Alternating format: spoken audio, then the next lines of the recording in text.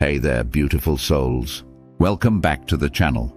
Today we're diving into an incredible story of faith, perseverance, and how miracles can happen even at the brink of giving up.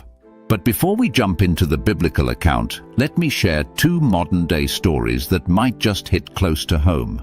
First up, we have Jessica, a 38-year-old teacher who had been trying to conceive for over a decade. After multiple failed IVF attempts, she was on the verge of giving up. Her friends were having baby showers left and right, and each invitation felt like a punch to the gut. Jessica was about to accept that motherhood just wasn't in the cards for her.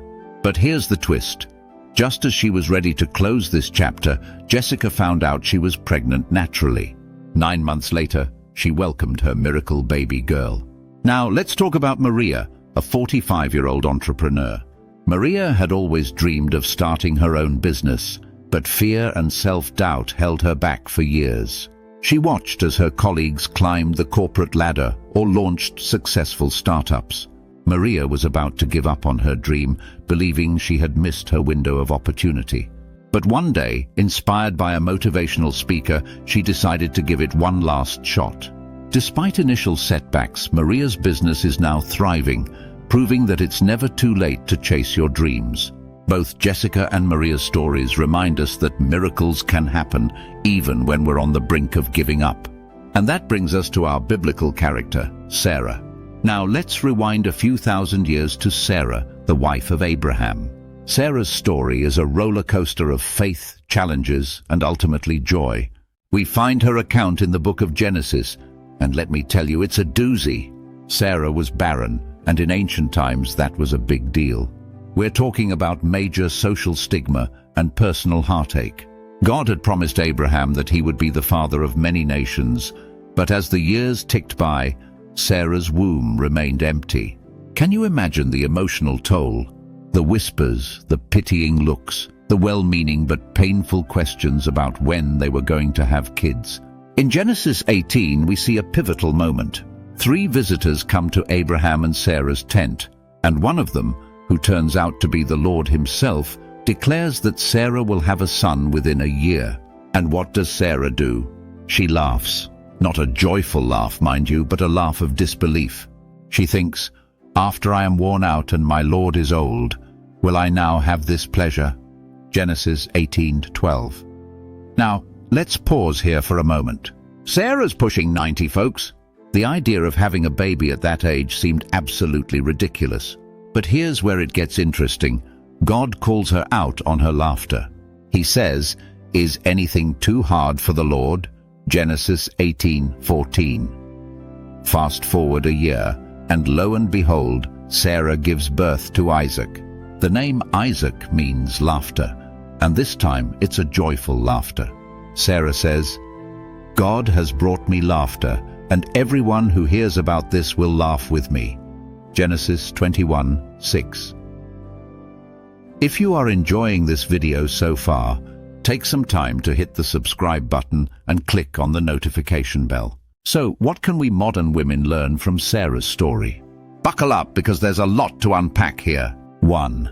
Nothing is impossible with God. This is the big one, folks. Sarah's story reminds us that God specializes in the impossible. Whether it's a baby after years of infertility, a career breakthrough, or healing from a chronic illness, God can do it. 2. God's timing is not our timing. Sarah waited decades for her miracle. In our instant gratification world, this can be hard to swallow. But sometimes the waiting is part of the process. 3. Age is just a number to God. Sarah became a first-time mum at 90. This reminds us that it's never too late for God to use us or bless us. 4. Faith is crucial. Even when everything seemed impossible, God called Sarah to believe.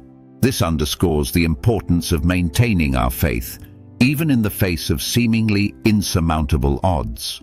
5. God's faithfulness prevails. Even when the situation looked hopeless, God remained true to his word.